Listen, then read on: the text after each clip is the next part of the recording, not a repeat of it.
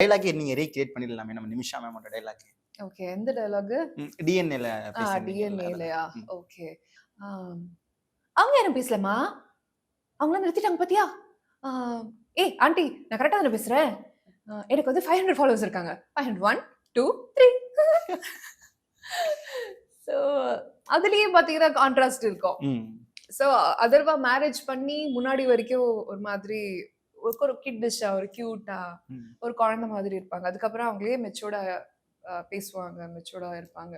So இது எல்லாமே படத்துக்கு படம் வேரி ஆகும். கண்டிப்பா. இப்ப நான் இதே மாதிரி நிமிஷாக்கு போய் இன்னொரு படம் பேசினேன்னா அங்க நல்லா இருக்காது. நீங்க பேசிருக்கீங்க இன்னொரு படத்துலயும் சித்தா பேசிருக்கீங்க. பேசிருக்கேன். சித்தால பேசிருக்கீங்க. ஆக்சுவலா அது டோட்டலா வேற மாதிரி இருக்கும். அது ரொம்ப ரொம்ப ஒரு மாதிரியான இன்டென்ஸான கேரக்டர் அது.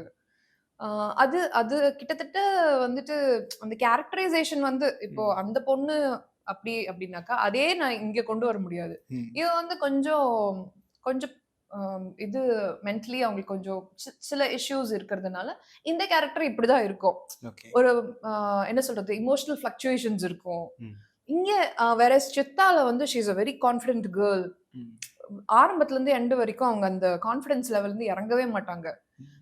என்னதான் அவங்களுக்குள்ள ஒரு கிரீஃப் இருந்துச்சுனாலும் அந்த கான்ஃபிடன்ஸ்ல வந்து அப்படி ஸ்ட்ராங்கா இருப்பாங்க. வேற இது வந்து ஒரு குழந்தை